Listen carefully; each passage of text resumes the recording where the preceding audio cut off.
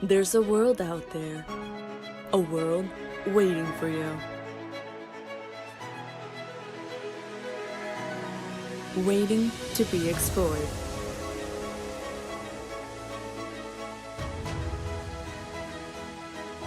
Waiting for you to leave your mark. Question is, are you ready for takeoff? To see places you never imagined. We fly so you can touch the sky.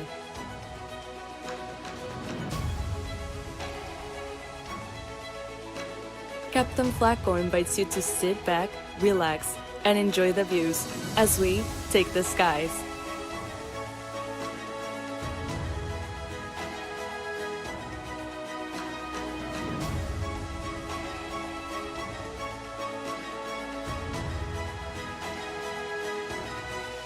Welcome to That Flight Sim channel. As always, happy flying.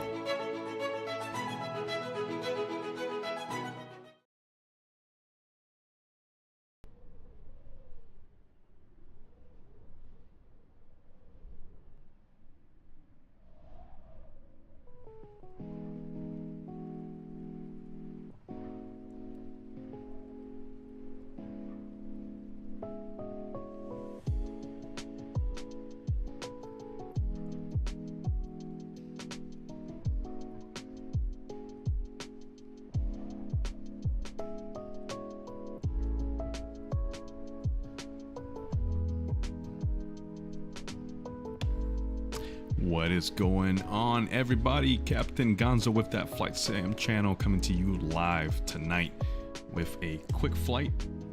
As you can see, judging by the title, we are here in Painfield, where the mighty 777Xs are built and all of the other heavy iron is put together. So, I'm just checking if you hear some echo in the background, guys. I apologize. It's my iPad. I'm making sure all the audio is coming out good. Okay, yep, I hear myself, so let's go ahead and reduce the audio. So, Fly United States Marine Corps, what's going on, brother? We are going to be starting here with the Piper Archer 2 by Carenado, man, so thanks for tuning in. We're going to skip this whole pre-flight thing here. Obviously, with the Piper from Carenado, we don't have all the fancy, dandy stuff that we get to do with the default title aircraft, but don't worry, guys, we're going to get into something more fun here later. Let's see if the doors even work. No. Ailerons are completely untouchable. Stabilator, same thing. Rudder, whatever. So you know what, guys? Let's just hop right in. All right, guys. So welcome aboard here to the PA-28-181 Archer 2 by Carenado once again. We are going to be doing some VFR flying. I was doing this route a little bit earlier today, and you know, I'm going to start off by saying this, guys. I've been talking to Captain Flacco a lot about this sim. Of course, FS 2024. I'm not there yet, guys. I'm not there yet 100%, but you know what? For GA flying, it has been amazing. All right, so I gotta tell you, I'm happy with that. So let's get right to it, guys. Here's the plan. We're gonna fire up here in Painfield. We're gonna fly southbound, maybe come into Renton Municipal. We're gonna do a touch and go there, and then hop over to Boeing Field. Then we're gonna switch into something a little bit more exciting. All right, we're gonna switch into perhaps a Cirrus or maybe the Cessna Corvallis. So let's see what we got going on.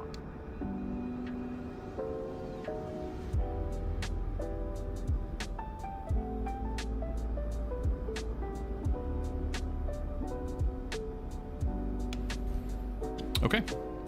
So anyways, guys, that's the plan. All right, we're gonna do some VFR flying. For those of you that don't know, if you're first time here on the channel, I am a private pilot in real world.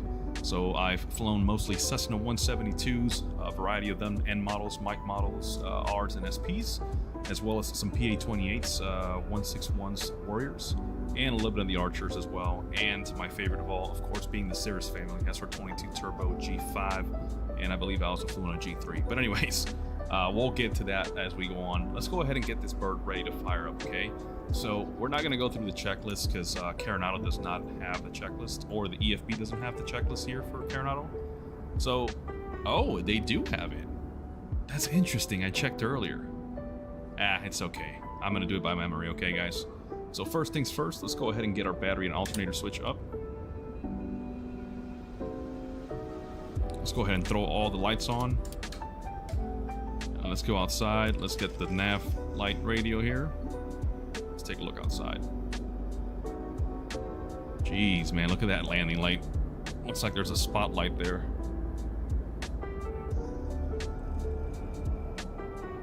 Look at that. Jeez, that's a little ridiculous, guys, if you ask me. But we've got working lights. I see the beacon back there in the tail.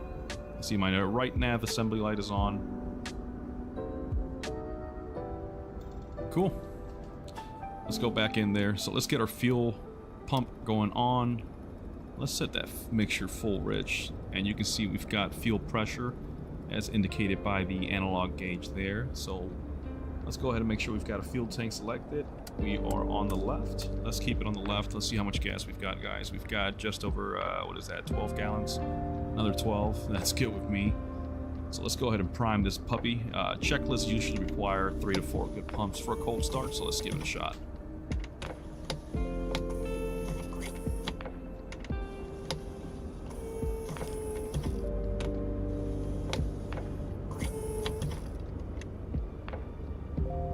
Alright guys, we're all primed up, so let's go ahead and cut that mixture back to cutoff. Let's open that throttle about 1/4 inch.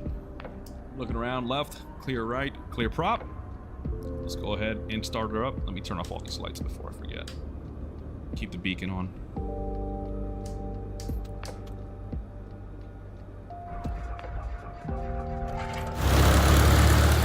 There's a good engine. Avionics Master's coming on. Let's throw that taxi light back on. Let's close the door now. It's going to close on us when we start taxiing anyways. Let's get our flaps down. We never checked that on the pre-flight. Flaps look like they're down. Let me turn off these lights. Flaps up. Now check it out, guys. SoFly. They have been very kind to us here at That Flight Sim channel. They sent us a copy of the Weather Preset Pro Volume 2 for Flight Sim 2024. And look how simple it is, guys. Let's go into the weather here.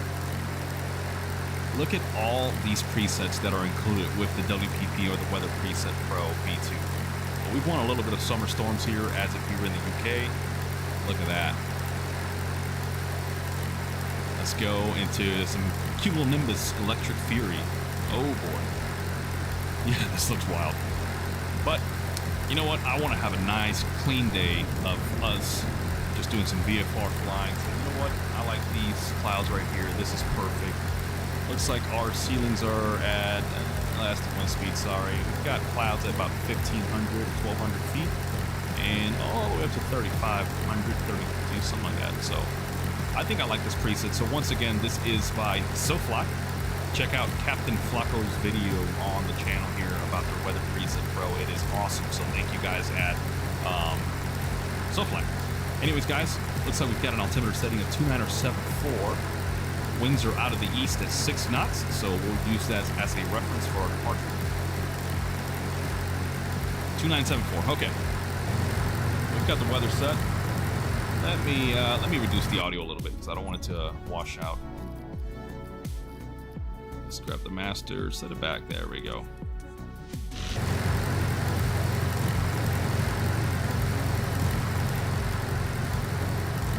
Now here's one thing I'm still struggling with this sim, guys. Let me show you. So I do have a valid copy of the PMS 750. Let's take the fairings off, by the way. Let's get it on there. There we go. Now, if any of you that are watching know how to work with the brightness of the GPS units in the sim, please let me know because I am struggling, guys. It has been very, very dim, especially once the sun comes up. It's been very annoying, but you know what? It's a minor thing that I'm willing to get away with for now. So anyways, guys, again, like I said, we're going to be ready to depart here. Winds are out of the east right now, so I believe the runways here at Painfield are 16 left, 16 right, and conversely 34 left, 34 right. So I say we take runway 34 left, or 34 right, which is the smaller runway here off to our right. Now, while the PMS is firing up, let's go ahead and get our squawk code of VFR. Let's go to on for now since we'll be taxiing here. There we go. Wow, now it's super bright. That's hilarious. Let's go to system, backlight. And yeah, you can see I had it all the way maximum earlier, guys, and it was still not bright enough. But anyways, we'll deal with that later. Let's go ahead and reduce that throttle. We've been idling here at like 1200 RPM. We want to be at around 1000 RPM. All right, let's turn off the fuel pump for now. Let's go ahead and lean that mixture just a tad bit. And let's go ahead and start taxiing. So like I said, we'll be taking... There's 1.6 left, so yeah, we'll take 3-4 right as our departing runway, and we'll have a nice quartering headwind there, 6 knots, nothing serious, nothing crazy. All right, guys. Parking brake is off. I'll start getting on the power a little bit here.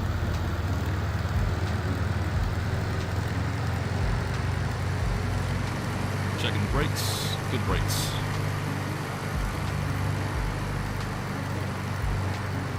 So, you guys might have heard my opinions by now on Flight Sim 2024, guys. I am not 100% on board with it. However, I gotta admit, I have noticed significant improvements. One of the first things I've noticed so far is on the ground handling characteristics of these smaller airplanes like the PA-28 or even the Cessna. You can really get a much closer feel of what these airplanes do in real life. And again, keep in mind, I'm just a private pilot, but everything that I've flown so far is between this airplane, the Cessna 172 family, and some time in the Cirruses. So I do have a little bit of variety. Nothing too crazy though.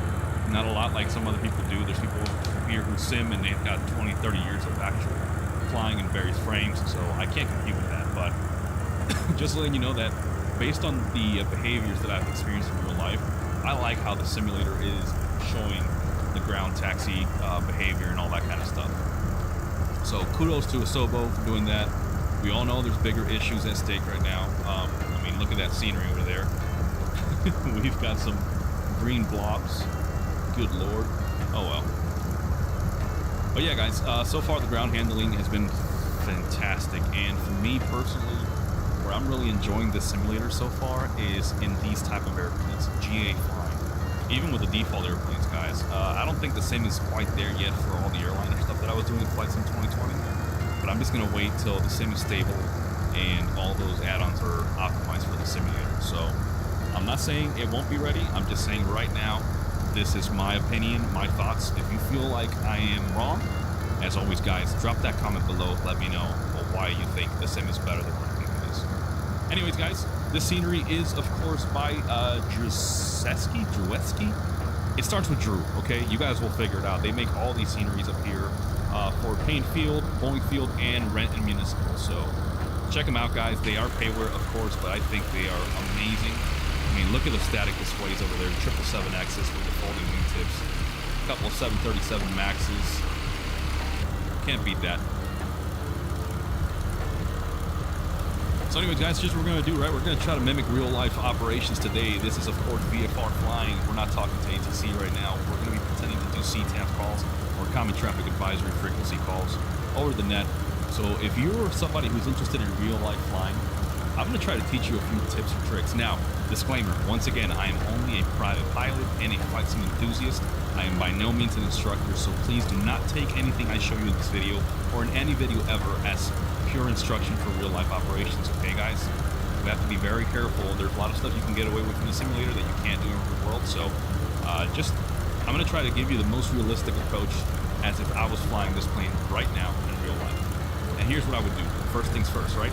We got to do our engine run-up. We're going to taxi here into the run-up ramp, and we're going to face east where the wings are coming out of. Take it over.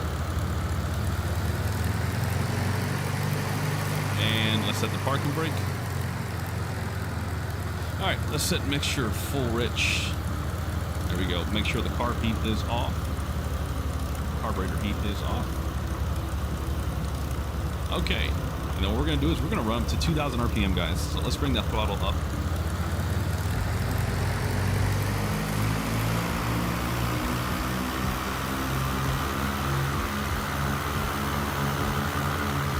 can't remember on the Piper, on the PA-28 family, we gotta have the fuel pump on or off. We need it for departure, so let's go ahead and get it.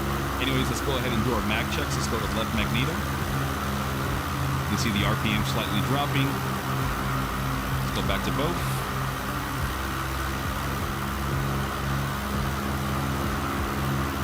Go to the right mag.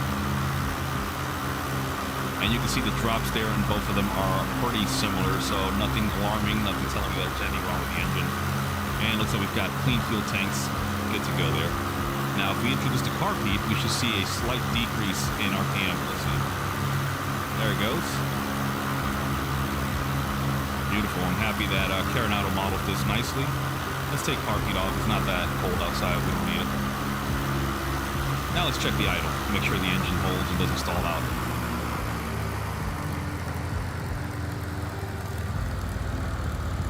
Good, good, good. Let's go ahead and run it up back to 1,000 RPM. Keep your idling there. All right, I see that's a good run up. Let's go ahead and check our flight controls while we're here. Left aileron up, right aileron up. Good on the stabilizer. Rudder's free. Good movement.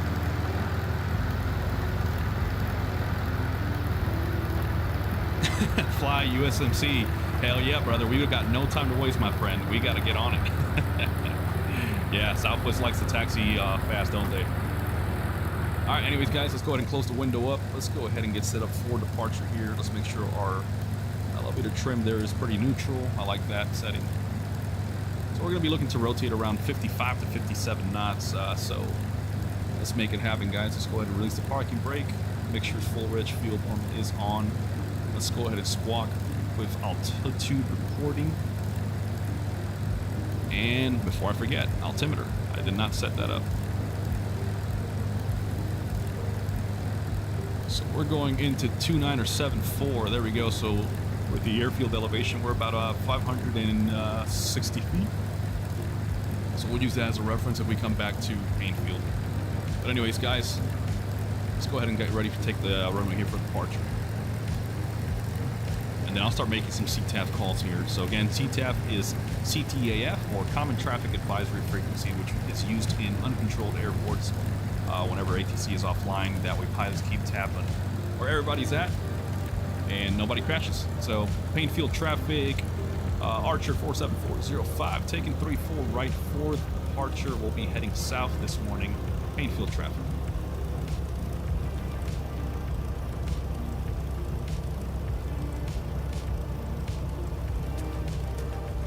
All right, boys and girls, ladies and gentlemen, we're going to hold the brakes here, and what we're going to do is we're going to apply max power. We have a pretty short runway here, so you know what? Let's go ahead and get the first notch of flaps in. And we could simulate a short field takeoff, but I'm going to still do a standard departure here. We've got half fuel tank, so we're not too heavy. Single pilot operation. So we're going to do this. We're going to climb out, and we're going to make a right crosswind turn, and then join the right downwind to depart the area out of Painfield. So again, right traffic, because if we head left, we're going to be over the factory and stuff like that, and I like to play it safe, just in case we lose our engine. So, everybody's ready back there? Hey, Brendan. How's it going, my brother? It's been a while, man. I've been offline. Flacco's been carrying the weight. I've been doing some videos, but we're finally back doing a quick live tonight. I had some time, so let's get with it. All right, guys, here we go. Lights, camera, action, as one of my instructors used to say. Let's get on the power. That's a good engine. And here we go, off the brakes. Remember, heels on the floor. Don't ride those brakes, guys. And we're rolling. Airspeed's alive, 40 knots. 50 knots. 55. Let's apply some backstreak pressure there. There you have it, guys. We're flying. See how simple that is?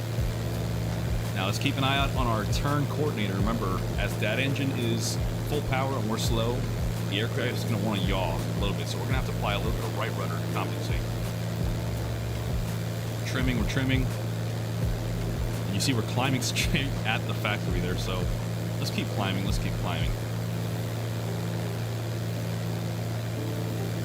Look at that scenery, guys. Oh man, I love this airport. One of my favorite sceneries ever, man. Druski, however you guys say it, they did a fantastic job. Anyways, here's the right crosswind turnout. Painfield traffic, Archer 47405, right crosswind, climbing 1,200, departing to the south, Painfield traffic. We're still climbing. Let's go ahead and clean the flaps up. We've got a good positive rate of climb. Look at the lighting, guys. God dang, this scenery. This Sam definitely did some things right.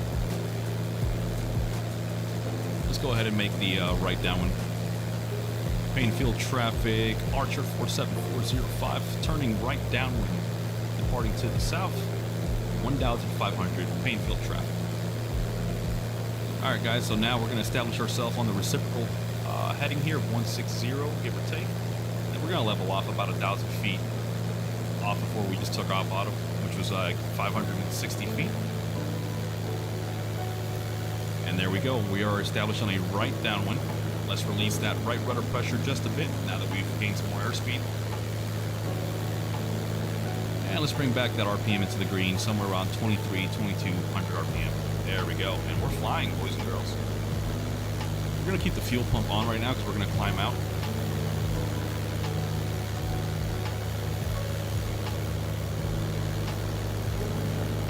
Just take in the scenery, guys. Man.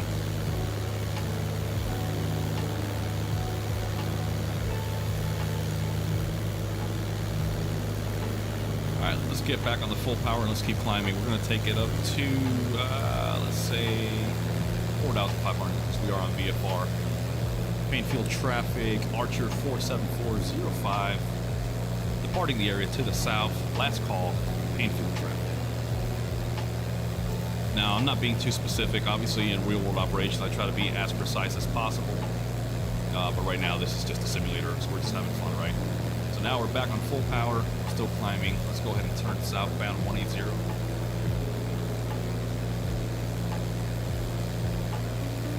There we go.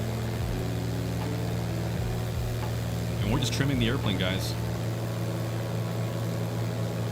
We're going to try to hold somewhere about 85, 80 knots on the climb out. You see we're doing about 1,000 feet a minute. I see that's a healthy climb out.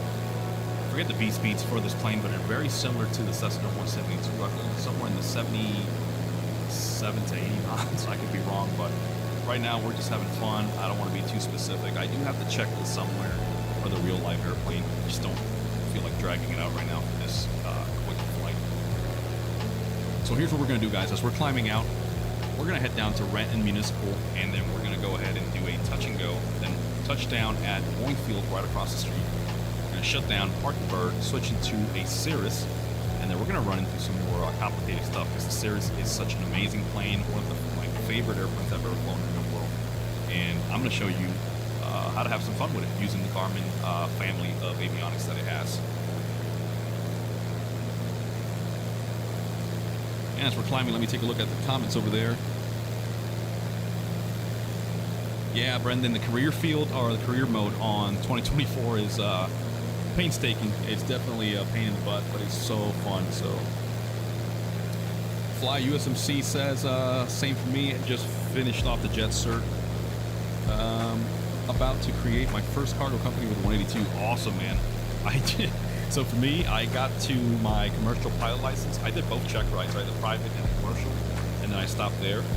And, whatchamacallit? Yeah, I ran out of money, so I kind of gave up after that. I've just been free flying. That's awesome, Fly USMC. So yeah, man, the Washington area always mesmerizes me. It is such a beautiful, beautiful landscape. We're from Florida here, both Captain Flacco and myself. So most of our flying happens somewhere in the Orlando region, but we try to come out west, especially to the Pacific Northwest when we can, because you can't beat these sceneries. Alright guys, so there's that big lake, and Renton is somewhere up there too, or 10, 11 o'clock. So what we're going to do is we're going to set up a direct to course. So let's go ahead and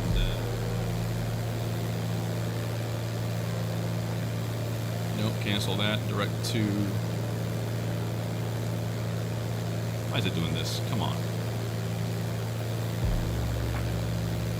Let's see if it picks it up here on the nearest airport.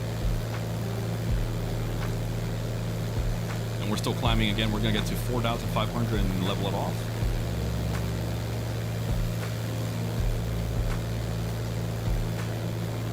There we go.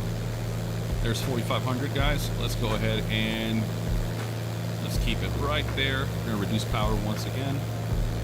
We don't want to be redlining this plane all the way. Let's reduce that, make sure lean it out just a bit. Let's trim it down. Let's get back to 4,500 feet. Fuel pump coming off.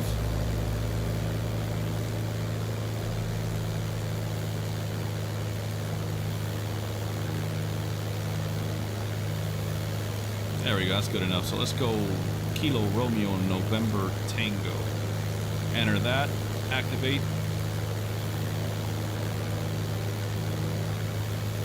And looks like we're 18 miles off. So what we're gonna do is we're going to do a teardrop entry here, or not a teardrop, we're actually gonna do a 45-degree entry into the left downward runway 16 there at Renton. And then we're gonna do a touch and go. And then we'll climb out, make a left traffic pattern again. And then we're going to come into Boeing Field. So here we are, guys. We're flying nice and straight and level. I'm just trimming the plane out. We've reduced power. Let's bring it down to 2,300 RPM there. Still climbing a bit. Let's start turning left a little bit.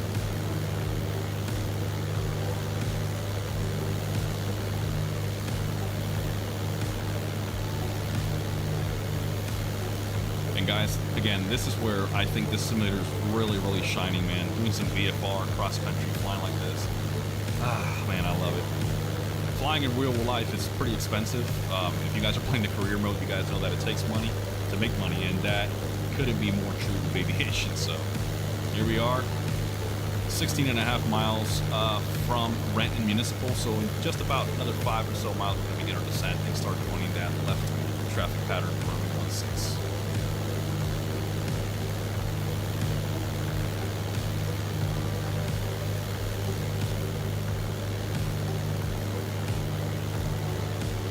Man, that's awesome, Fly USMC. Sorry, guys. Attending to a text message here.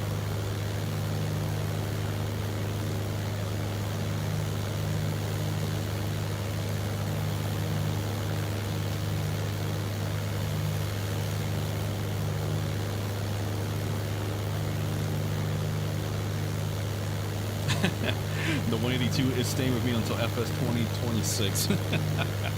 Yeah, I've heard some people make some mistakes of selling the planes too soon, guys. So once I get to that point, I'll try to remember those key points. Here we are, guys, flying the old Archer over the Washington area.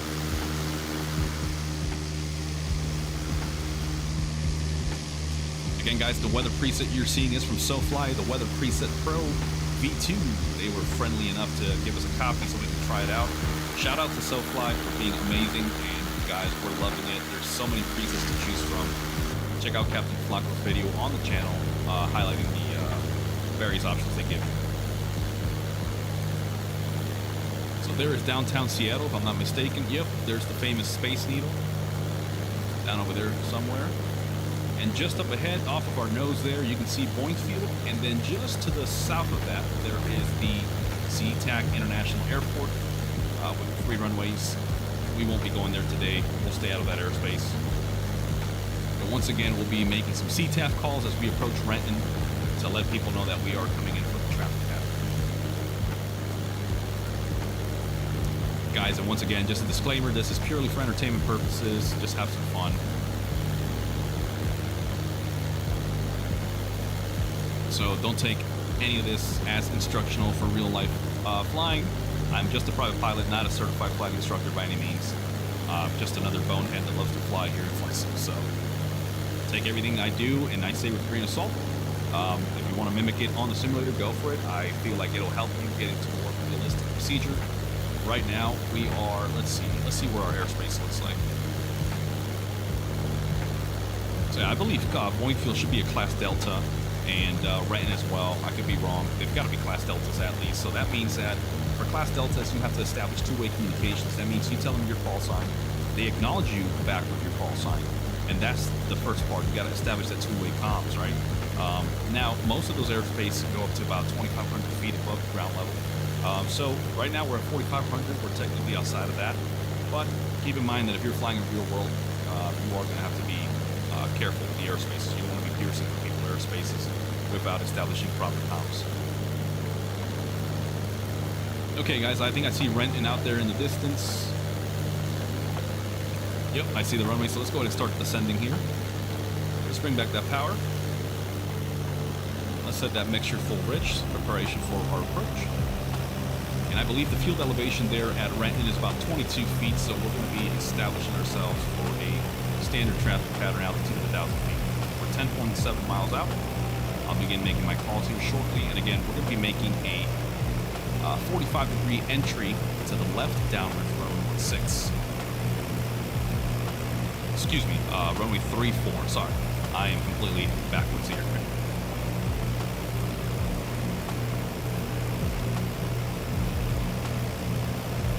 Everything is looking good, guys. The Archer is flying beautifully. Outside air temperature right now looks like 55 degrees, so not too cold to where I need to get some carbon in there.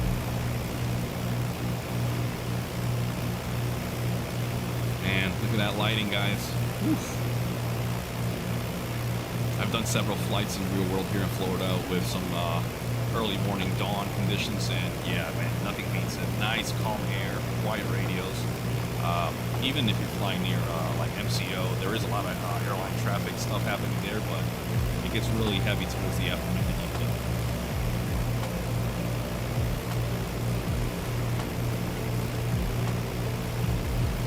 Yeah, fly USMC, that's exactly how I feel like it, man. The GA flying has been phenomenal here for this simulator, and I do have the Phoenix. I bought it for FS 2020, of course, and I ported it over, and it's been working fine. I'm not gonna lie, man. It's just, I don't feel like the sim is quite there yet. It's not as stable. I've been getting a lot of weird stutters, so that's why I've stuck to the GA planes like this. The Carenado airplanes are some of my favorite. They're not the most accurate, but man, they give you some insight into what it is to fly this.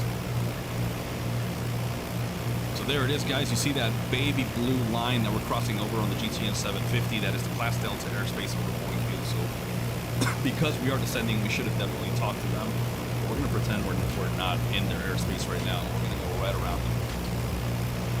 And let's make our first call. Renton Municipal Traffic, Archer 47405, descending through 3000. The traffic pattern altitude will be coming in for the 45 degree, joining the left downwind 34. Renton traffic. As you can see, guys, nothing crazy here, nothing too harsh. We're just slowly bringing her down.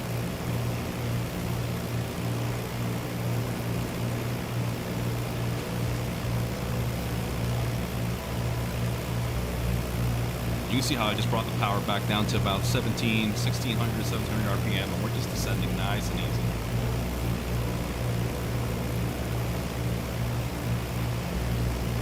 Let's go ahead and get that fuel pump on. Let's switch over to the right tank. We'll keep the fuel pump on for our approach and landing. There's 2,500. We've got another 1,500 feet to go. We'll be down to traffic pattern altitude.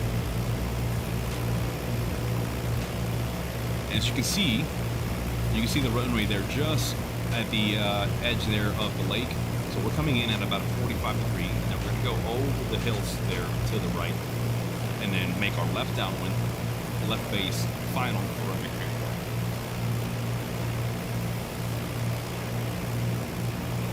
Nice, gentle descent.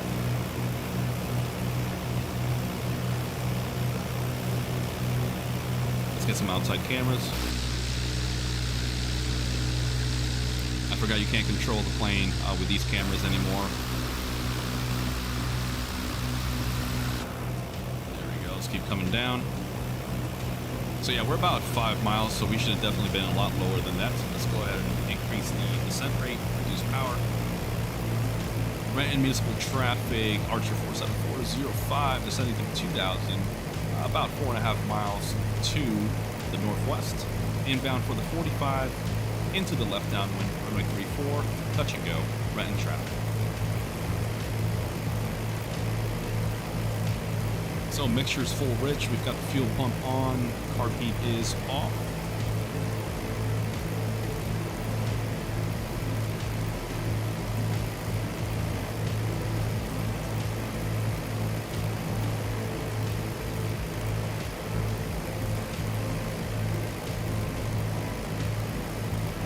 There's 1,500, 500 to go, and then we'll be at the traffic pattern altitude of 1,000 feet, guys. Making sure fuel caps are still on there. It'd be a bad day to be losing some fuel.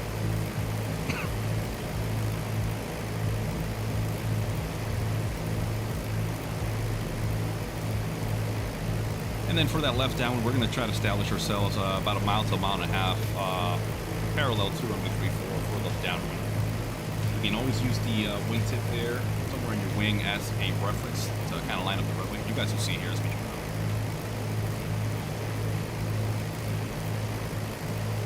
All right, getting ready to arrest that descent here. Coming up on 1,000 feet. Getting back on the power. Renton traffic, Archer 474, 5,000 feet, 2.5 miles northwest, inbound 45 degrees to join the left downwind, runway 34, touch and go, Renton traffic.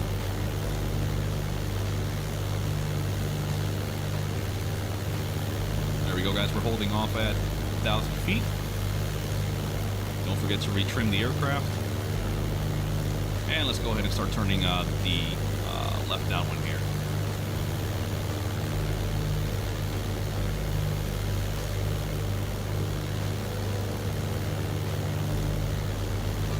Renton traffic, Archer 47405 on the left downwind, runway 34, touch and go, Renton traffic. There we go. We've established ourselves on the reciprocal heading of 160, roughly at 1,000 feet. There's the runway. You can see this hill here is pretty high up, so definitely want to make sure you're staying safe there. Make sure you know your minimum descent altitudes and stuff in the region. And you can see how the runway is kind of towards the leading edge there of the wing, almost towards the wingtip. That's kind of where you want to be at. I would be a little bit farther off, honestly, if it was me right now. We will, but we'll keep it here. And then we're going to wait till we're beam the numbers there, and then begin our approach.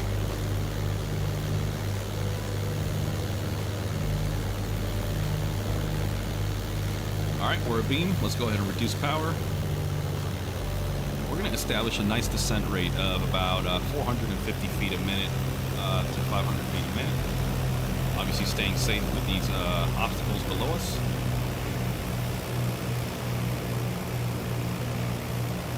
There we go. Let's arrest that descent.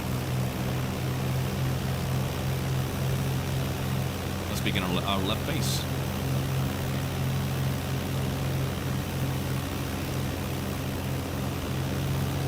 Renton traffic, Archer 47405 on the left base, runway 34, touch and go, Renton traffic.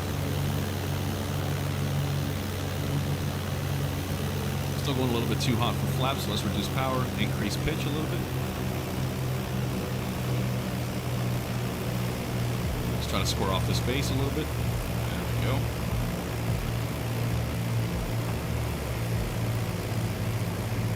Let's get our first notch of flaps. There's the nose coming up.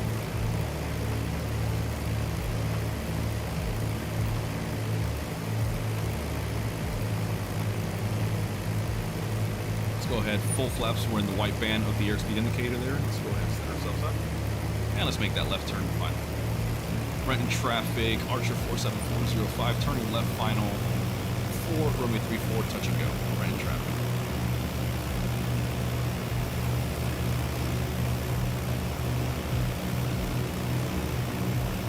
Kind of undershot the left final there. And for final approach, we're going to be looking somewhere at 60 to 65 knots on that final approach. Remember, guys, you want to pitch for airspeed, power for altitude. So right now, we want to bleed off a little bit of airspeed. Let's reduce power just a bit. Keep that nose up. And look at our descent rate, guys. Right there, right around there, about 450 to 500 feet a minute. Let's give it a little power.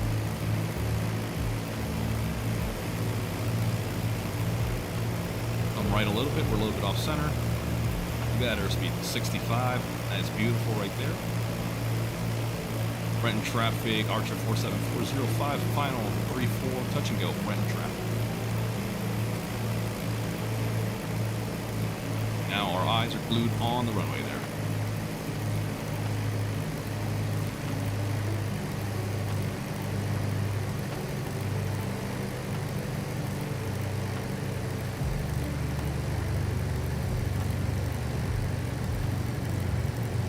idle. We're gonna float. We're gonna let the airspeed bleed off. Hold the nose.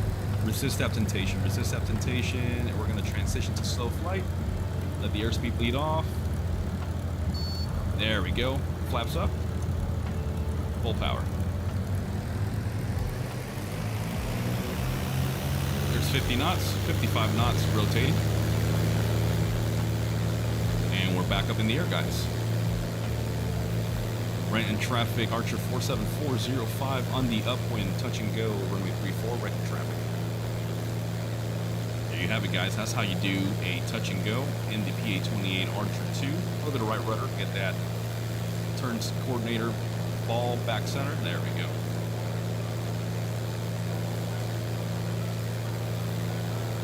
Good climb out. We're gonna wait till we get up to about 700 feet, and then we'll get that left crosswind turn.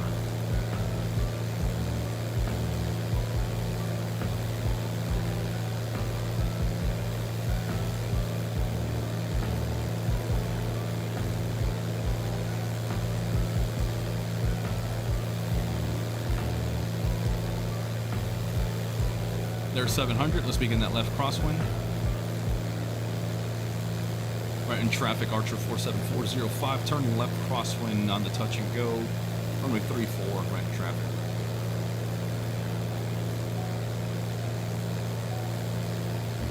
Remember, guys, we're going to do this touch and go here. We're going to depart the area, and then we're going to go right across the street there to Boeing. There's 1,000 feet. Let's level off.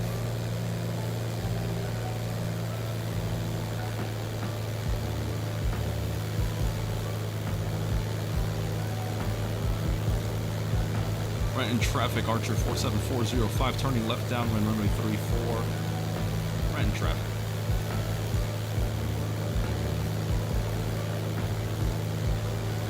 Yeah, guys, look how low this area is. It's pretty cool. And there's the reciprocal heading, 160. We should be parallel to the runway. Let's take a look. There she is. But what we're going to do is we're going to change it up here. We're going to make a right turn and come into Boeing Field, like I said. We're going to do this real quick hop over to the Cirrus.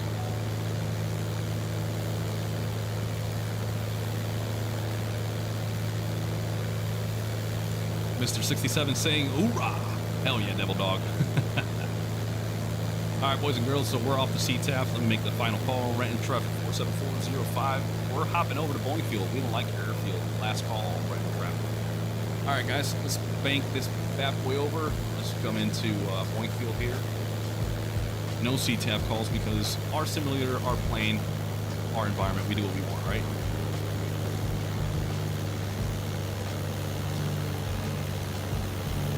There she is. Too wet, or too white, too red. We ain't dead. Oh yeah. You know what? Let's make it fun. Let's go to the short runway. Let's go to 34 right or 32 right. That is. We'll do this kind of a short field landing. Once again, mixture full rich. Fuel pump is still on. We're still feeding off the right tank that we switched out of. Got about 11 gallons. Good.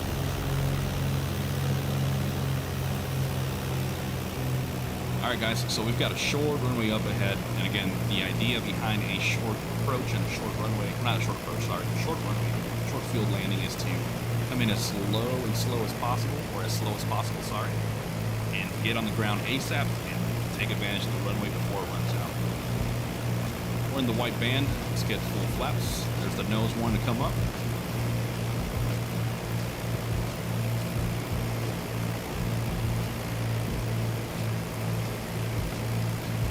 Again, guys, the scenery here, Boeing Field by Dreweski. God, I gotta learn how to say that name. Somebody corrected me one time, and I forgot, man.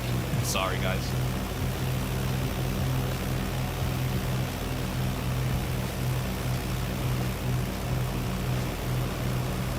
So yeah, there's 32 left. Big, long runway. I'm choosing to have some fun. This is gonna be like a carrier trap, except I don't have a tail hook and there's no arrestor wire, so Godspeed. And then we're going to park right there by the railroad once we touch down. We're going to shut down the Archer and hop on over to the Cirrus. There's 65 knots. Let's try to slow her down a little bit more, guys. I remember pitch for airspeed, power for altitude. I know it sounds counterproductive or counterintuitive, but trust me, it makes sense once you fly, and especially with these slow flying birds. We got one white, one red there on the VASI, so let's keep it coming.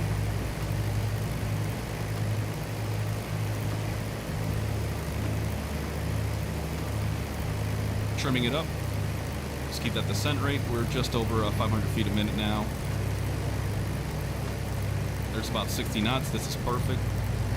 Let's start reducing that airspeed some more. There we go. And here we go, guys. We're committing. There's the stall horn.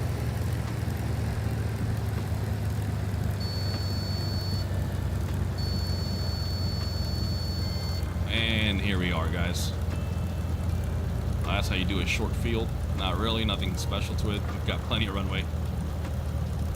But when you're doing it in real world, when you're doing your check ride and stuff like that, it can get a little bit exciting. I promise you, it's nerve-wracking, especially when they're grading you and they're checking to make sure you touch down on those captain's bars.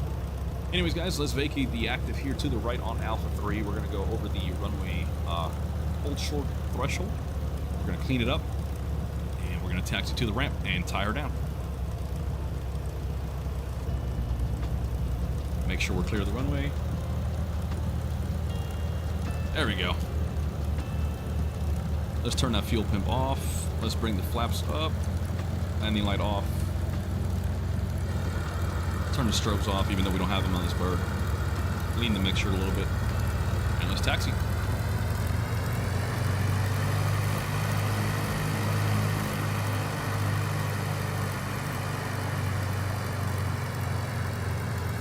There's the famous generic models from Flight Simulator. I don't know why they're still showing up. Wish I could disable them like you could in Flight Sim 2020. And the UPS 767s are default. They're static displays by the scenery maker, Whiskey, as well as most of the other GA planes you're going to see, guys. So, again, phenomenal job by these scenery developers. This is by far one of my favorite sceneries as well. So.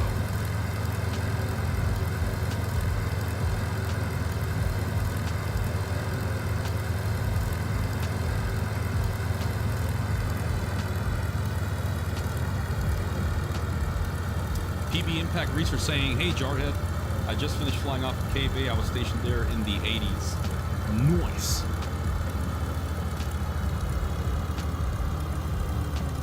Let's take off that pitot heat. Now check this out, guys. I love these static models that they have here. Look at that G500. I believe that's a G500. Looks a little bit short for a G650. But I love how they have all these models just perfectly put there. I used to work the ramp. For those of you that don't know, I spent many years working general aviation ramps, handling these planes, the Gulfstreams to BBJs, airline cargo traffic. I used to do a lot of fueling. There we go. That's a G650 over there. Oh yeah. Those are the Cadillacs of the sky, guys. But once we hop onto the Cirrus, we can forget about these Cadillacs because we'll be flying on a Cadillac of our own. I promise you that.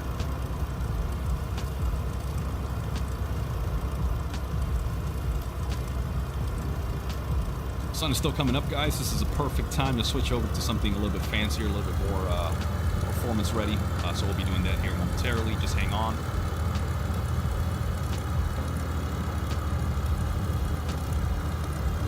So we've got a little ACJ there. Airbus corporate jet coming in to check out the Boeing business jets. Seems like somebody changed their mind. There's another G500. Nice little Lear 35 over there. Cool. Oh, I know that livery.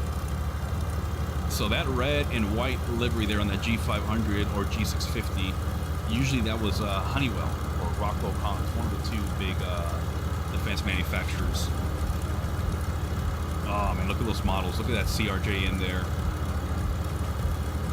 God, I love the scenery, man. Oh yeah, here's my favorite part, because you can see the actual people standing outside the jet there. Stairs are dropped. You've got an Elite Airways CRJ. It looks like a 700 over there, maybe a 900. I forget what model that is. And here we are doing the standard Southwest taxi, guys, as you fly USMC said.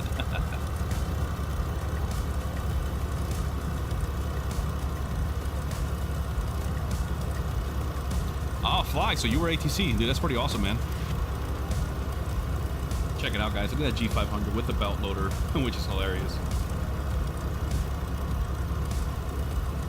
Although it is true, I've done that before, guys. We've had some very, very heavy cargo going on the baggage end of the Gulfstream suite.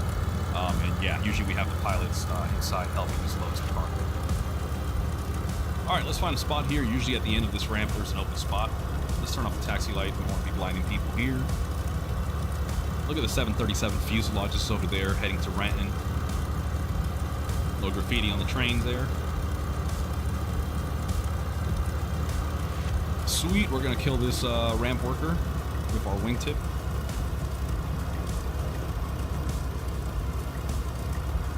Ma'am, I'm sorry for this, but you are in my way. Whoops. And we just committed murder on live live flights. Check it out, guys. Look at that bird dog. Wow. That right there is an old relic, guys. They were used a lot in Vietnam, and I believe Korea as forward air controller aircraft. That is awesome. I love that Flight Sim did this for this year's rendition. They have some great models. Look at that Baron. Looks like a 58P, a Papa, pressurized Baron. Looks like a Vans RV-10 and some generic twin-looking thing here. That sucks.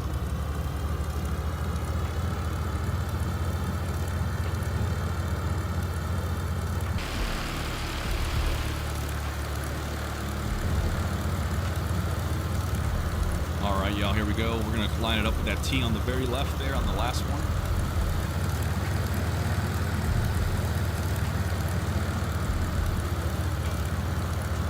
And we're going to put it on the horizontal line. Let's see. Brakes on. Oh, shy of it. Let's give it some power.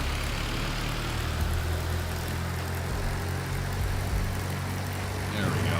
We're on the line now. All right, parking brake is on. Let's kill the lights. Avionics master's coming off. Mixture to cut off and take the keys out of the ignition. Battery's off. All right, guys, well, we've made it. Let's go ahead and switch the fuel tank to off. Let's open the door here. It's getting a little toasty in here as the sun's coming up. Oh, I left it open. Whoops. Come on now. There we go. Let's get the static elements on. Let's take a look outside. There we go. We've got some chocks on. Got the cones.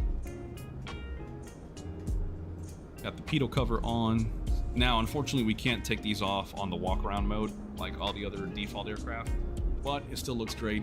It looks like it's part of the sim. But anyways, guys, let's go ahead and jump out of the Piper. Let's get into some fun here. Excuse me. Where's that Cirrus? There we go. Now, I tell my wife almost once a month that I am going to buy a Cirrus one day. For those of you that don't know, Cirrus aircraft are like the people that buy Gulfstreams in the jet community, right? You're going for the top end right here. These planes are not just any general aviation plane. I promise you that. Again, I've only got like 4 or 5 hours in one of these, and once you fly them, you don't want to fly anything else. That's just the way it is, man. It's just amazing. You guys will see here right now why. Let's see what time that we have. We'll check the time once we get back into the airplane here. Hey guys, if you guys are just tuning into the live, this is Captain Gonzo with that Flight Sim channel. We're doing some VFR flying around Seattle. We are at Boeing Field. We just touched down with our Piper Archer by Carenado, and now we are transitioning to the granddaddy of them all, the Cirrus SR22 Turbo. So let's get that time sped forward a little bit. Let's get some weather presets here. Let's see, surreal shadows. Yeah, that looks pretty decent. Altimeter 29ers 80 and winds are out of the northeast at 6. Okay, I like this. Let's go forward, get that sunrise. It was somewhere like maybe here. A little bit more. There we go, close enough. All right, guys, welcome to the Cirrus experience. Again, if you've never seen one of these in real life, they might look like a simple single engine airplane, but I promise you they are not. They are phenomenal aircraft that everybody wants to have. Don't let people tell you otherwise. People are like, get a Corvallis, get a Cessna, 400, whatever. I think Cirrus is the way to go. However, I will say I have heard that the Corvallis aircraft do fly a lot faster, or a little bit faster than the Cirrus family, but I don't care. I think the Cirrus is the perfect plane. Let me make sure I brought my golf clubs. Oh, check that out. Plexiglass package door, cool. All right, whatever. Let's go ahead and open up. Oh, cool. There's the ramp worker doing some weird stuff. I don't know why I'm lagging all of a sudden. Jeez. You gotta love this. Let me go windowed, see if that fixes it. Yeah, this is ridiculous. I don't know why it's lagging, guys. This is pretty annoying right now.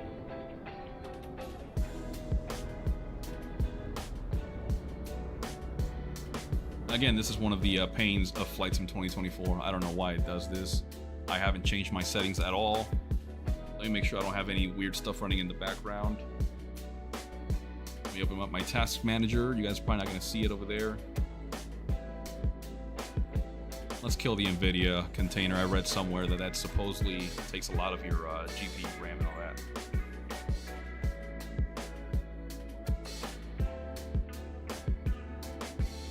I'm cutting it all out now. I'm still getting some nasty lag, man. Let me check, man. Maybe it's the weather preset?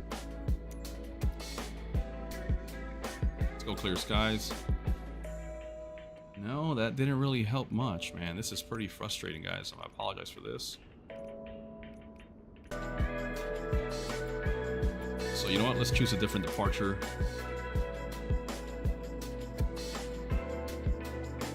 There we go. Let's try it again. Flight Sim gonna flight sim, guys.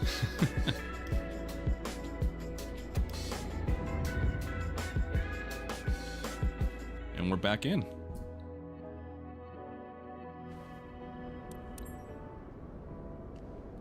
Yeah, this seems to be running a little better now. Okay. Tie downs. Cover. Inlet cover. Chocks. Pitot cover. Come on. Let's jump right into the cockpit. Now it's resetting my controls. Flight Sim. Whoever developed this control interface thing, why? Why, man? I just want to know why you guys did this. It throws my stuff off sometimes. Okay, still got the complex single.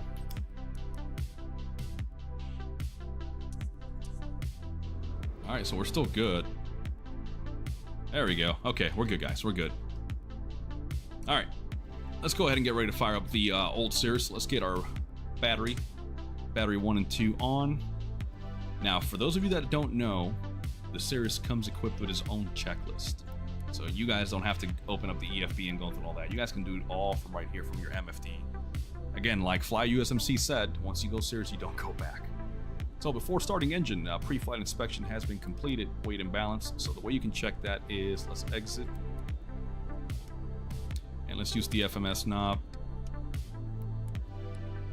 Let's go scroll. There it is, weight and balance. So here, guys, you can set your parameters, and this is just like the real plane, and it'll show you your performance envelope and whether or not you're within it or not. So our takeoff is going to be right at 2640, and then our current weight is 31.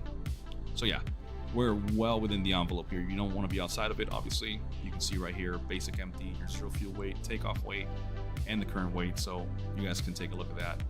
Let's check our fuel. We've got 47 gallons, plenty of fuel there. So let's go back. Nope, let's leave it at 0. We haven't added any fuel. Go back to weight and balance, confirm, checklist. Emergency equipment is on board, even though we're not really doing any flying over large bodies of water. We do have flares and all that kind of stuff. Passengers have been briefed. Seatbelts have been secured. Next item. So ensure that the airplane is properly loaded and within the air flight manual's weight and balance limitations prior to takeoff. Confirmed. Crew seats must be locked in positions and control handles fully down before the flight. ensure the seatbelt harnesses are not twisted. And then prior to flight, verify caps handle, safety pin is removed, and ensure all the passengers have been fully briefed on smoking, the use of the oxygen system, seatbelt stores, emergency exits, egress hammer, and caps. Roger that. Alright guys, so here's what I'm going to do. I need to step away for just a few minutes, so I'm going to leave the sim paused right here. I'm going to leave the screen up with a be right back pretty soon. And I will see you guys in just a few minutes, okay? Just bear with me. I will be right back. Give me 5-10 minutes, and we'll resume this live, okay?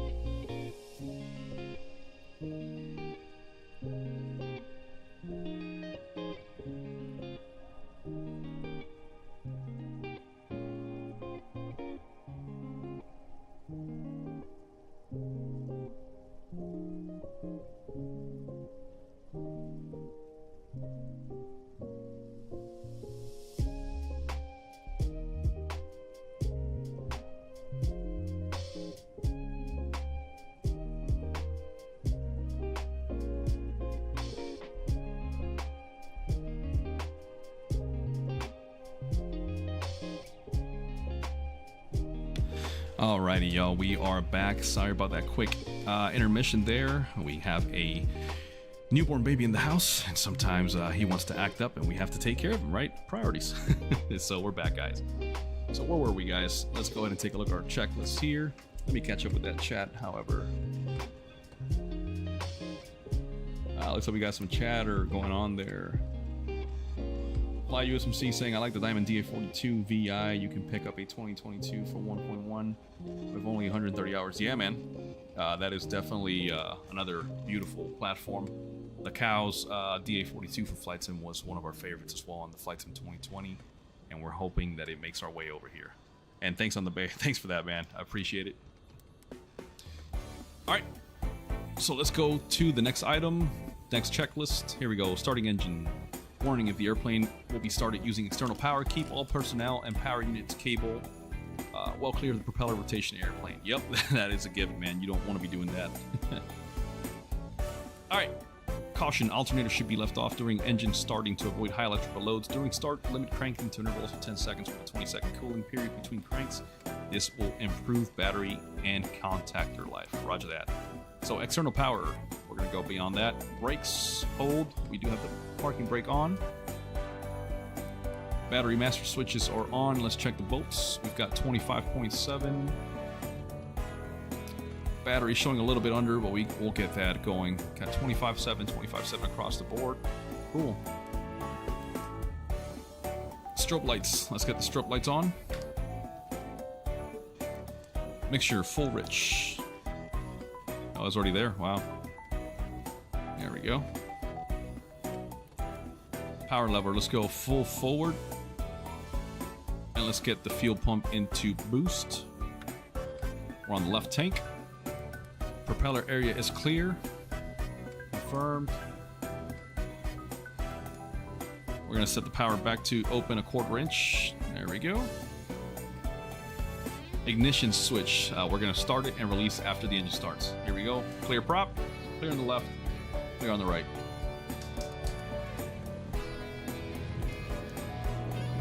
Good engine start. Mixture lean until the RPM rises to a maximum value, and then leave the mixture in this. So we're going to lean that mixture back. Let's keep an eye out on that RPM.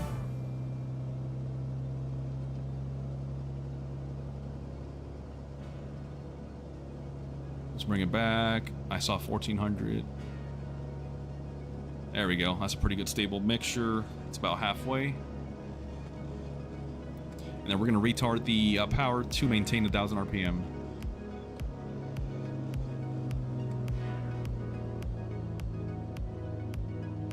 There we go. She is stable. Right at idle, about 1050. That's good enough. Oil pressure. Let's check the oil pressure. We were in the green, showing 57 psi. Alternator master switch is coming on. Alternators are on. Avionics power switches coming to on. Engine parameters, let's monitor them. So again, we're checking everything. We've got good cylinder head temperatures, exhaust gas temperature, turbine inlet temperatures rising. Everything's good. Everything looks good. Let's go back to the checklist. Disconnect the external power if used. Not applicable. Amp meter indication, check. Showing good all around. We're in the green. Plus 16 alternator 1, plus 16 alternator 2. Battery voltage 28.1 across the board. I like it. It's a good bird. Good bird. All right, before taxiing, we're going to set flaps up. They're already up. We never set them down. Radios and avionics as required. We're going to keep them as we need. We're squawking VFR. Standby for now. Cabin heat defrost as required. Not needed. Fuel selector. Switch tank. Going to the right tank. All right, warning: maximum continuous engine speed for taxiing is 1000 RPM on flat, smooth, hard surfaces. Power settings slightly above 1000 are permissible to start motion for turf, soft turf surfaces, and on inclines. Use minimum power to maintain taxi speed if the 1000 RPM taxi power limit and proper braking procedures are not observed. Brake system may overheat and result in brake damage or brake fire. Yeah, guys, so one thing when I flew the Cirrus, these airplanes have a free cast steering nose wheel, so you don't actually have a nose wheel steering per se. You got to use the differential braking, so that's why you want to be easy on the power, and this plane will roll with the power on idle as long as you have the mixture properly set there. So parking brake disengage. Check the brakes. Good pressure on the brakes. HSI orientation, let's check. So we're showing 315 degrees. That makes sense. We've got runway 32 going across from us here. It's good. Attitude gyro. Wings level. Go on the horizon. It matches our PFD. Turn coordinator, check. You can see it up here. The two pyramids, inverse and upside pyramid, and the little dash underneath is our turn coordinator. Before takeoff, so do not take off with frost, ice, snow, or other contamination on the fuselage, wing stabilizer, or other control surfaces. Caution: because this aircraft has turbocharged system that maintains 36 inches of mercury manifold pressure for all takeoffs, the mixture should be full rich for takeoff even at high elevation airports. Leaning for takeoff and during maximum performance climb may cause excessive cylinder head temperatures. So we're going to leave the before takeoff checklist when we do the run up. Let's go ahead and taxi out. Let's get our taxi light on. And we just killed another ramp worker. We're on a roll. Look at the Gulfstreams, guys. Ah, love the scenery. Oh, hello, friend.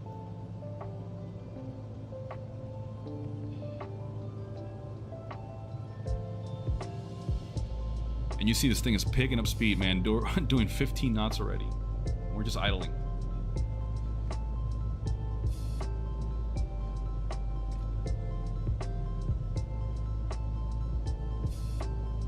Let me reset my track hour here. There we go. That's more natural. Doing 20 knots. Now this is how you do a Southwest taxi. Look at that sunrise. What is that? Mount Rainier? I always screw this up, man, in Washington. Alright guys, so this area here, this taxiway does not have a run-up area, so I'm going to have to improvise a little bit.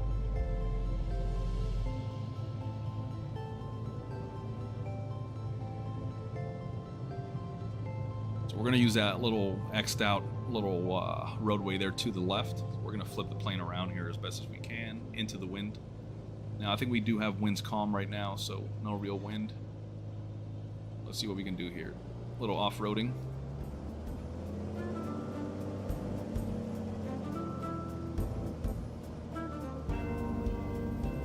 Alright, let's set the brake here. And you know what? Let me switch this this playlist. It's getting into some Christmassy stuff. I know it's very applicable right now, but I'm not feeling it. Alright, so let's go ahead and reference our before takeoff. Doors latched. They're both closed, latched. Caps handle verified. The pin is removed. Pin is gone. Now, for those of you that don't know, the caps is the parachute system. I forget what the abbreviation is, but it is legitimately a parachute that blows out the back of the fuselage here in the event that either the pilot's unconscious or you lose control flight. Reach up, pull that handle, and the airframe deploys a parachute to bring you down safely. Now, of course, after that, the airframe is busted, so you're going to have to get a new one, so good luck talking to the NTSB, the FIA, and Cirrus as to why you need a new Cirrus. Seatbelts and shoulder harnesses checked. Air conditioner as desired. We'll keep it off for takeoff. As you can see, the use of recirc mode is prohibited in flight. Aircraft with optional air conditioning system at 100 feet to your ground roll distance and 150 feet to the distance over 50-foot obstacles if air conditioner is on during takeoff. Remember, guys, as you're drawing power from the battery and the alternator of your AC, you're also taking some power away from that engine, so that's why it's adding the 100 feet roll distance on your takeoff roll. So we're going to keep it off. Fuel quantity confirmed. Let's check our fuel. Where is it? Yep, right here. So we've got 46.9 gallons, 47 gallons. So we've got plenty of gas. We're good with that. We never added any fuel, so that checks out. Fuel selector to the fullest tank. Right now, the right tank is the fullest. We are on the right tank. Fuel pump to boost. It is set to boost. Mixture full rich. Let's set it full rich. You can hear the RPMs dropping. Flaps set 50%, check. Flaps are down. Transponder, once again, we are squawking VFR. Let's go transponder on for now. Oh, why is it doing the lagginess, man? I don't get it. Autopilot, check. So we're gonna engage the autopilot. Engaging autopilot. You can hear the audible. Disengaging the autopilot. Cabin heat, defrost, we'll skip that. Brakes holding. Let's get the RPMs up to 1700.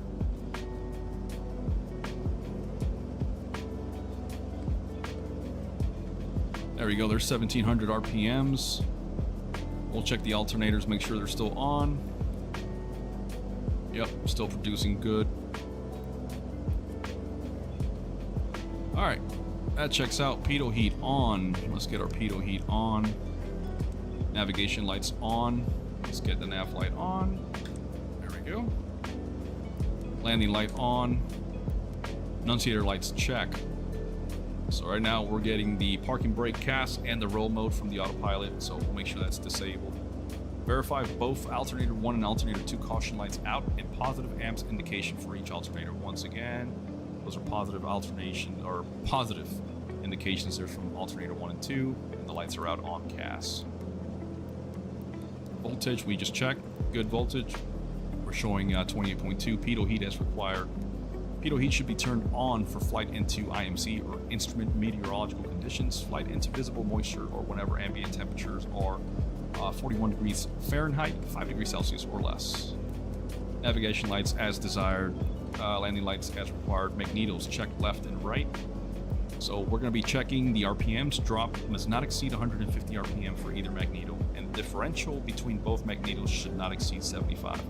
So let's go ahead and start with our left magneto. There's the drop, just over 55, 60 RPM, coming back up to both. Right magneto. And about the same there, so we've good mag check. Yep, we just went through that. Engine parameters check, everything's in the green.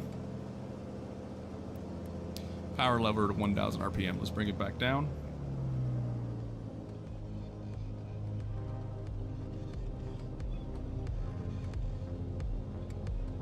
There's 1000. Check. Flight instruments, HSI, and altimeter. So let me check our weather because I never set it for this restart. We're clear skies, 29902. ISA is 59. That's good.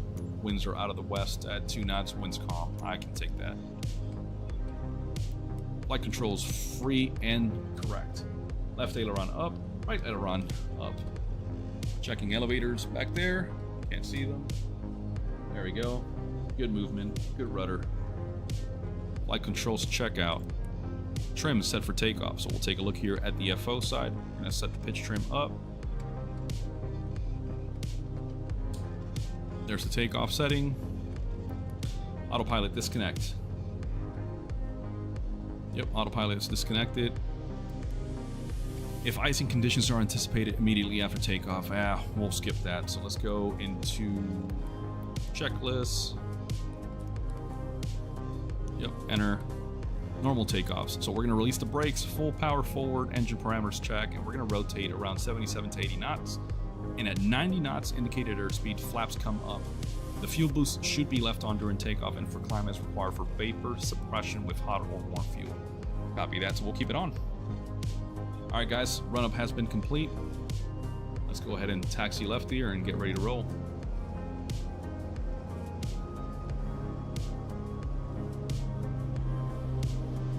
Let's turn off the flight director for now. I don't want it.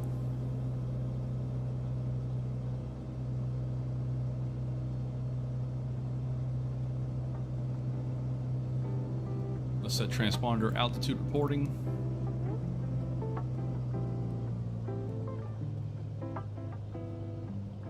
Man, I don't know why the lagginess is coming in, man. I swear I was doing this earlier, no problems whatsoever.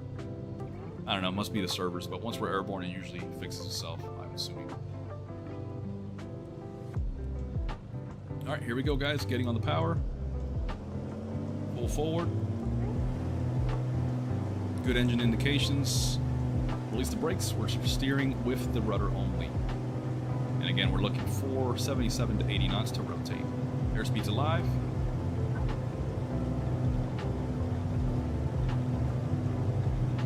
And rotating.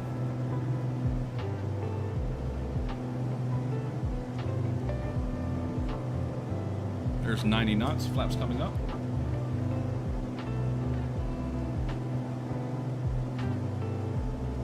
And we're flying, guys. Look at the difference in performance between this turbocharged SR-22 versus that Archer we were just flying about an hour ago.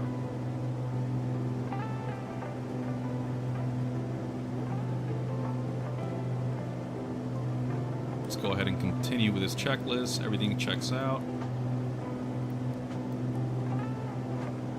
Now we don't need the short field takeoff. Go to the next checklist. Full power climb, rich of peak technique. So oxygen as required, don't need it. Power level full forward. Make sure maintain fuel flow in the green arc. So we are in the green arc right now. You can see it right there next to our fuel quantities.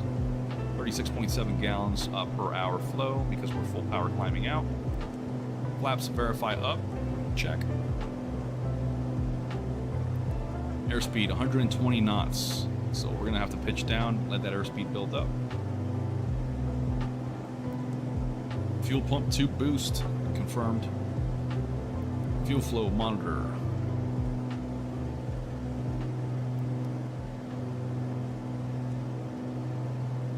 Yeah, fuel's looking good, guys. Engine parameters are all in the green. Good oil temperature. Good oil pressure. Still pitching down to make sure that we get to that 120 knots. Note the fuel pump should be on in the boost, blah, blah, blah. Yeah, we talked about this earlier. So cruise climb. All right, power leveler. We're going to wait till we hit 120 knots at least. So let's reduce the pitch.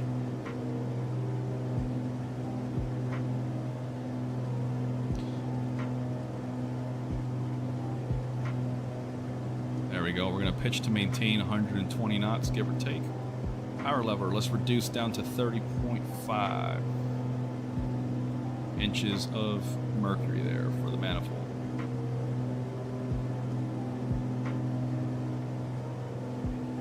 We're adjusting the power, we're adjusting the power.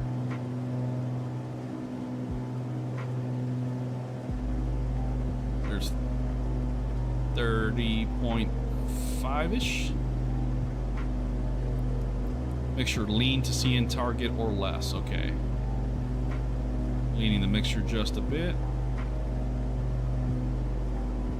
We're still maintaining 120. Fuel pump is still on boost. Oxygen as required. Oxygen mask, we're not going to do all that right now.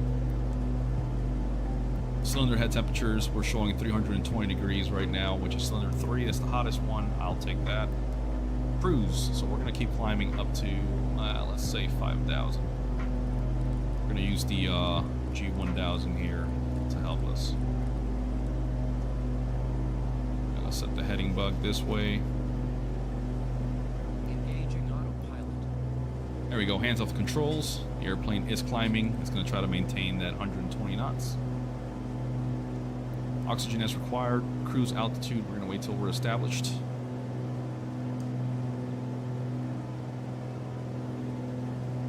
Let's go heading mode. Forgot to engage that.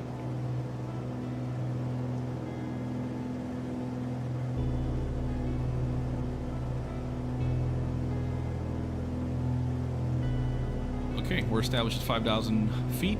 Power lever reduced to 30.5 inches of mercury or less. We're going to set it down to about 75% power.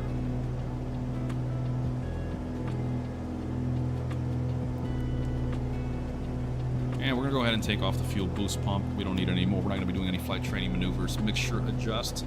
So we're going to want to adjust until we're inside that green arc there on the fuel flow.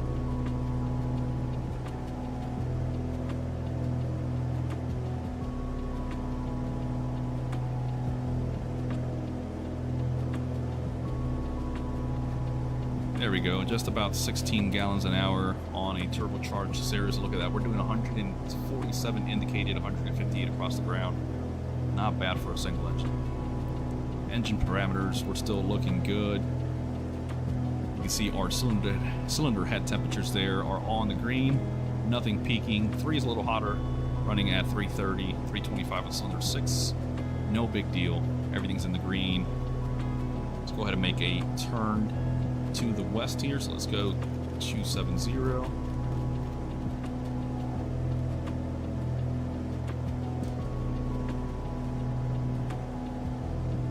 And we're up in the sky, guys. You saw how quick it was and easy it was to get the Cirrus up to this altitude. Oxygen still in the green just in case we need to. We've got plenty of gas on both tanks. We've got an endurance right now of 2 hours and 45 minutes of flight time, or 437 nautical miles. Now, keep in mind that's all depending on your performance, right, on your engine settings at the moment, so that can change. Plenty of gas. Economy, we've got 10 nautical miles per gallon. That's not bad at all either. We've only used about 3.5 gallons. Okay. Fuel flow and balance, we just checked that. If any cylinder head temperatures exceed 420 degrees, then you want to lean the mixture by 0.5 gallons per hour and monitor it. Right now that's not the case. Hottest is at 330. Alright, we don't need this checklist. This is for known icing. Descent. Okay, so we're going to get ready for this here in just a minute. So guys, we're airborne. We're flying around the Seattle area, right? Let's go ahead and turn southbound now.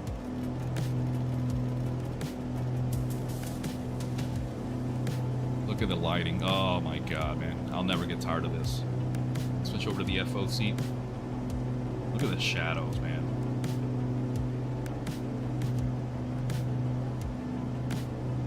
It just does not get any better than this. Let's get some AC flow in here. Let's get the range up a little bit.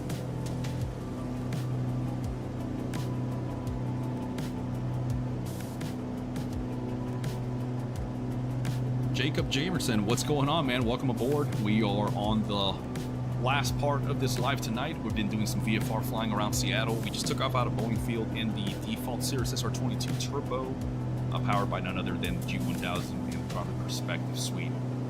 So what we're going to be doing now, guys, is we're going to head southbound for a little bit, and we're going to set up ourselves for an RNAV approach into Painfield, where we started the whole live stream earlier. So we're flying southbound, so let's go ahead and set up the Garmin suite here for a direct to Painfield. So we're going to come up here.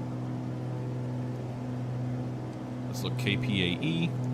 Actually, what am I doing? I can just type it. Painfield, there we go. Activate, enter. So you can see on the PFD, you see the flight through brackets. That's real, guys. The G1000s will do that for you, especially on the Cirrus aircraft. Makes it way too easy. So you know what? Let's go ahead and set up that. Let's go to nav mode. Let's switch our CDI to GPS.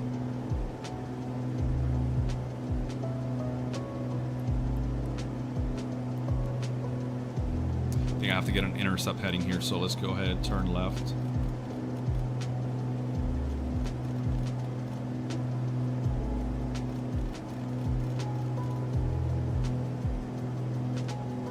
So check it out, guys. Here at the top, you can see our ground speed, our direct to track, our current track, right? We're turning. And we want to get to Painfield. So we're about 7 minutes away from Painfield, or 19.4 miles. Fuel on destination is 38 gallons. The Garmin shows you everything for the Cirrus. So here's what we're going to do. We're going to set up a RNAV approach. So select approach. We're going to look for the RNAV 34 left. Enter. And we're going to use RIRO. What do you call a flight course reversal or RIRO? Nope.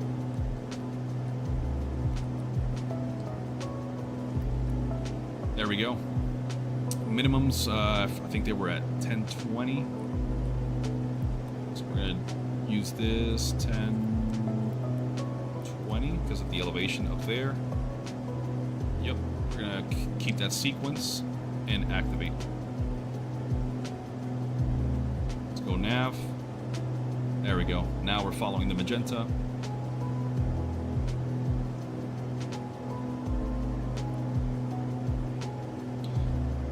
Yeah, Jacob, thanks for tuning in, man. We're just having some fun here, exploring some more stuff in Flight Sim 2024. Still relatively new to it, but it's definitely a fun time flying these smaller GA planes. Look at the PFD, guys. You can see the track there with those brackets to fly through. It's like cheating, but when you're flying in real-life conditions, especially in IMC, instrument meteorological conditions, trust me, you want to have all the cheat codes available to you. All right, so here's what we're going to do. Let's go back to our checklist into our descent. So oxygen, check. Altimeter, set. I believe we should be in standard, actually. So let's go back to 2902. I believe we forgot to set that up. Whoops. All right, guys, let's go ahead and set the altitude down to 3,000, which I believe is our next assigned altitude for the approach. And we are currently about 6 minutes off, so cabin heat, we're not using that. Landing lights on, fuel system check, power lever as required. For rapid descent, we'll smoothly reduce map or manifold pressure to 18 to 20 inches. Mixture as required. Maintain cylinder head temperatures above 240 degrees. Copy that, so we'll leave the checklist there. We're 7.3 miles away. We have to start descending right now. Doing a steep descent here. Reducing power. Let's go mixture full rich. And again, this is an RNAV back into Painfield where we started.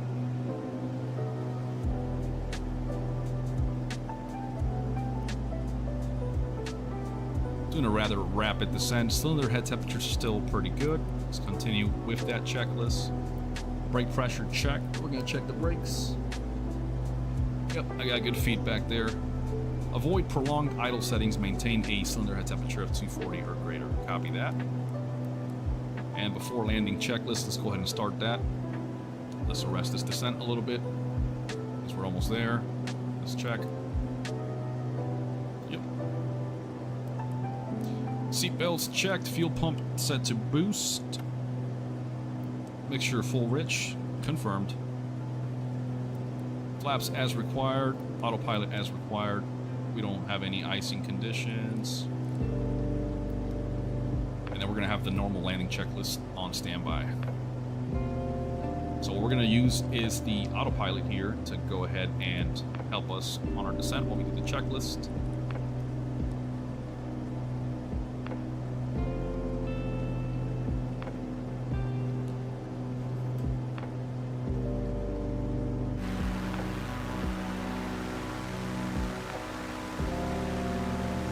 Look at that, guys.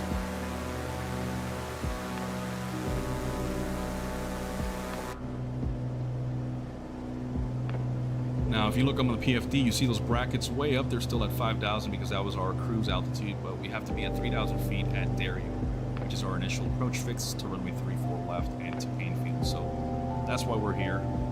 We are approximately 1.8 nautical miles. Then we'll turn to Usedog, which should be at 2,000, and then Zaren at 1160. So we'll go ahead and bring down the altitude select. We'll be switching to approach mode anyway, so the autopilot will do a glide slope catcher and take us all in.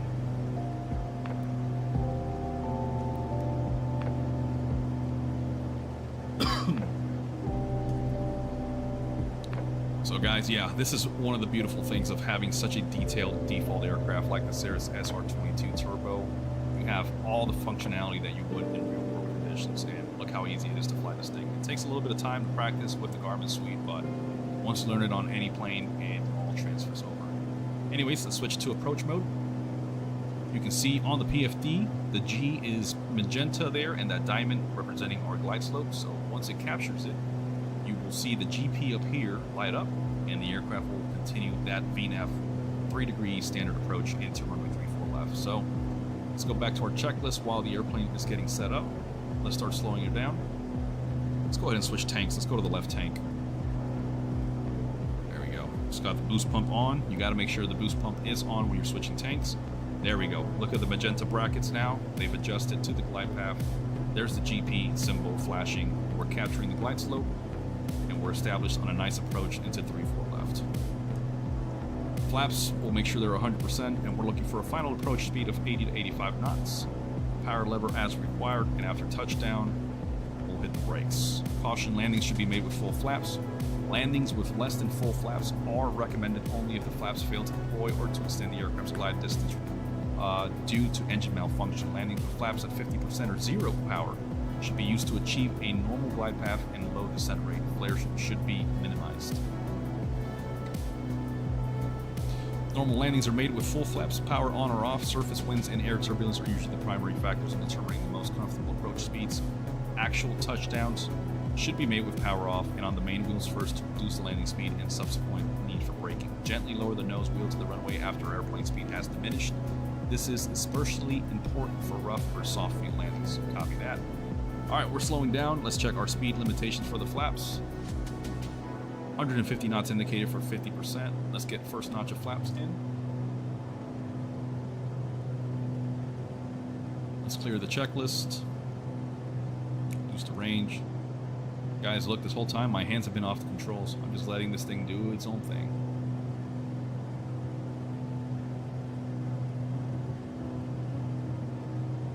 We're in the white band. Let's go flaps full. Remember that white band on the airspeed indicator tape shows your VFE or your flaps extended, and that is full flaps, dirty config for your landing.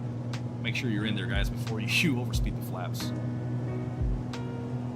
Remember guys, we're looking for a final approach speed of 80 to 85 knots indicated.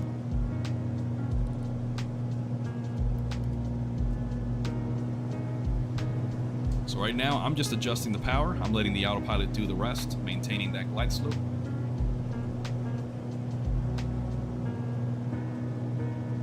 And I'll wait till I'm about 1.5 miles off of the runway and I'll take over the controls. You can see right there, we're still 3.0 nautical miles away. We're gonna be there in about 2 minutes.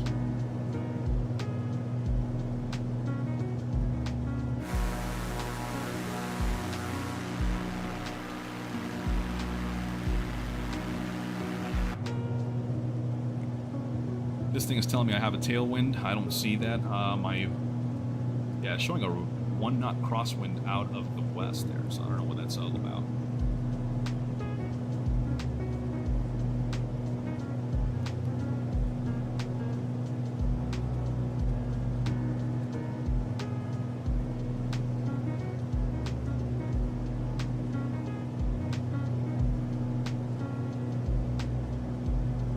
All right, there's 2 miles. You know what? Let's go ahead and disconnect the autopilot.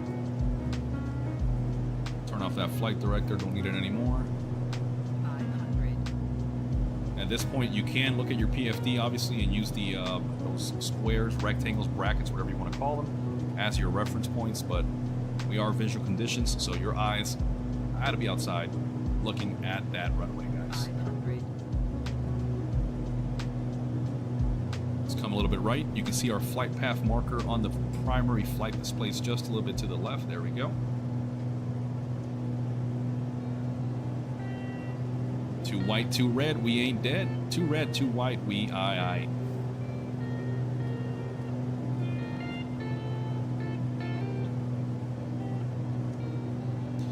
All right, guys, we're committing. No reason to go around here. However, remember, going around is always an option. If you have an unstable approach, don't be afraid to use that go around option, all right? Especially if you got the gas, you've got the airspace all to yourself, you don't have to commit to a landing if you don't feel like you're ready for it. And a good landing starts with a good approach. All right, fellas, there's 83 knots. We're still in that profile. Let's start reducing power. We're aiming at those bars. Power to idle. We're gonna bleed off the airspeed.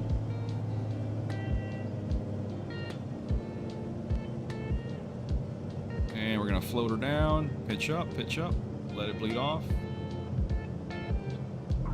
And there we have it. Let's get back on the center line. We're a little bit left. Get on the brakes. Now you see that shimmying that just happened right there? That's pretty real, guys. I actually was on a flight one time on a Cirrus on an SR-20 down to Key West, and we touched down and that nose wheel started shaking left and right, and I freaked out, man. I thought we were about to have a nose wheel collapse, but I think it's that when we touched down, we were riding the brakes a little bit, which was not a good thing, and the airplane did not like it. All right, guys. Anyways, welcome to Payne Field, where we started the live stream. Let's go ahead and continue with the checklist. Let me clear that. Brakes. Check. Next item. Yeah, whatever. Nope, we don't need this. Soft field or short field. Normal procedures, bulk landing, go around. Nope, we don't need that. Let's bring up the checklist.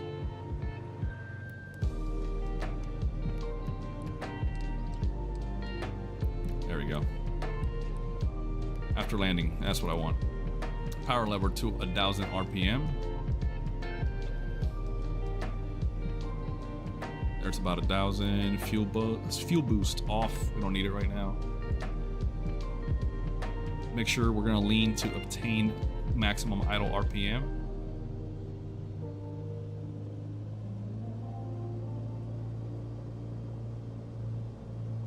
There we go. There's the peak. So we're going to bring it back down to 1,000. Flaps, let's bring them up. Transponder to standby. We're going to go up here. Standby. Lights as required. We no longer need the landing light. Pitot heat off. Ice protection off. We never used it. The pump backup switch to off. Ice inspection lights off. We never turned them on, so we're good. As the airplane slows, the rudder becomes less effective, and taxiing is accomplished using differential braking. There it is, guys. Remember what I mentioned earlier when we were taxiing out of Boeing Field? You don't have a nose wheel steering. You're using differential braking, so pretty different. All right, we'll queue up the shutdown procedure. Let's taxi to the ramp, guys.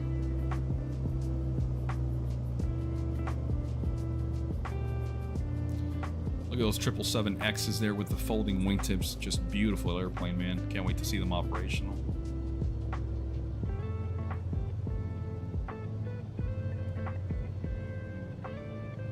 And we're going to taxi around them here.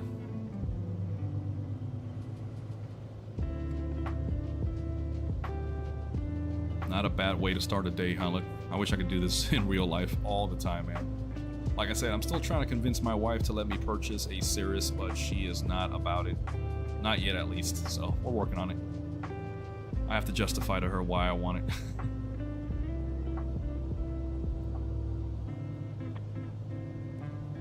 Let me go ahead and pull up the flight plan page.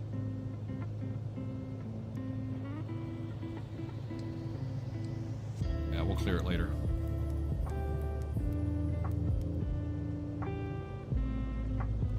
We're gonna find a parking spot around here, guys.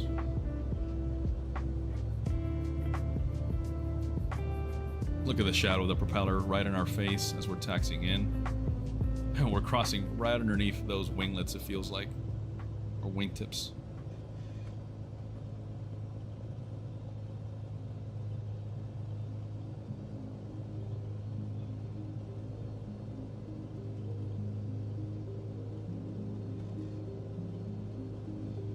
There's a good spot right there, guys. We're gonna flip her around here. See if we can put it on that T.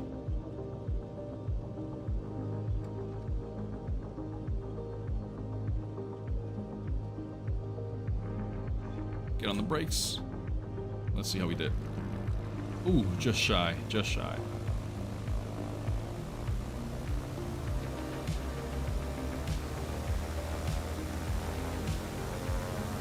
There we go.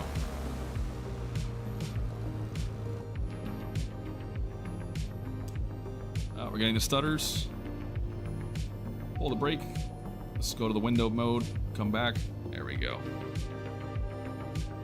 All right, let's refer to our shutdown procedure. Fuel pump off if used. It is off. Throttle idle. Check. Ignition switch. We're going to cycle it off, and then we're going to simultaneously cut off the mixture. So let's go ahead. Mixture to cut off. Magnetos are going to be off. Confirmed. ELT transmit light is off.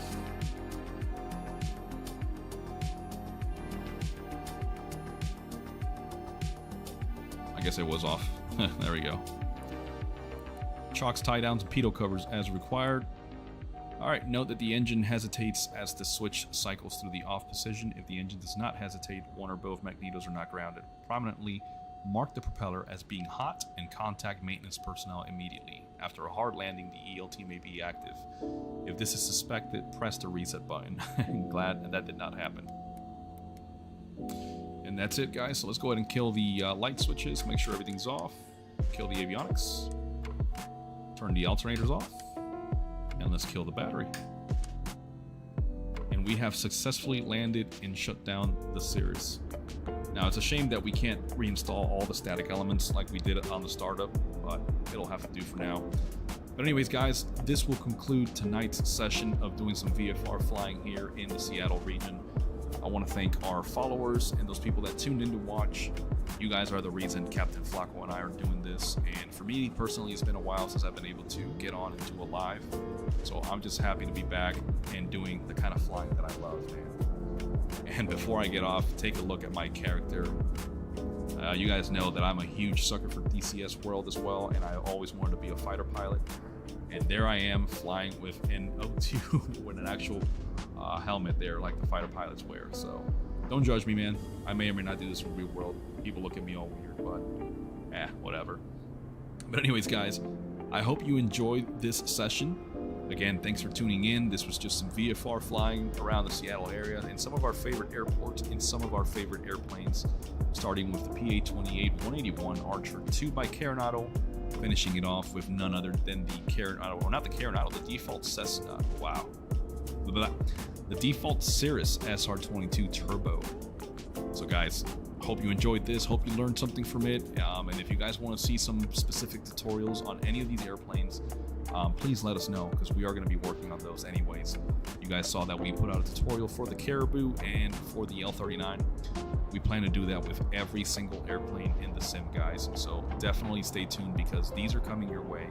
You guys will learn everything you can along with us, and remember, we're not actual instructors. I'm just a private pilot who has some very little time in this SR-22, but most of my time is done on those over there, Cessna 172s, so I will only speak to what I know, and I will hope to guide you guys as best as I can for flight simulator and entertainment purposes only. Nothing to do with real life instruction. All right, guys, get yourself a real life certified flying instructor to learn from, and if you haven't done so already, go get a Discovery flight, guys. I think they're about 120 bucks, 130 bucks nowadays. Just get it done. I'm telling you, it'll change your life, and it'll also let you know if you were cut out to fly or not. You can quickly learn whether or not you want to do this forever. So anyways, guys, enough of my rambles. This is Captain Gonzo with that Flight Sim channel. Thanks for tuning in. Don't forget to subscribe, like, comment, let us know what you like, what you don't like, and we will be seeing you guys on the next one. Happy flying, y'all.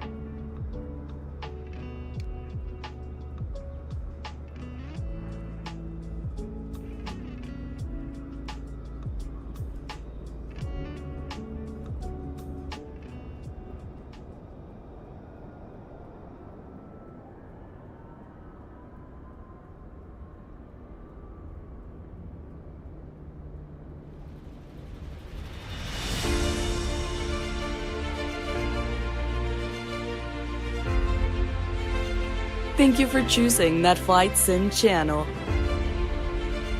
We invite you to our next stream as we take the skies once again.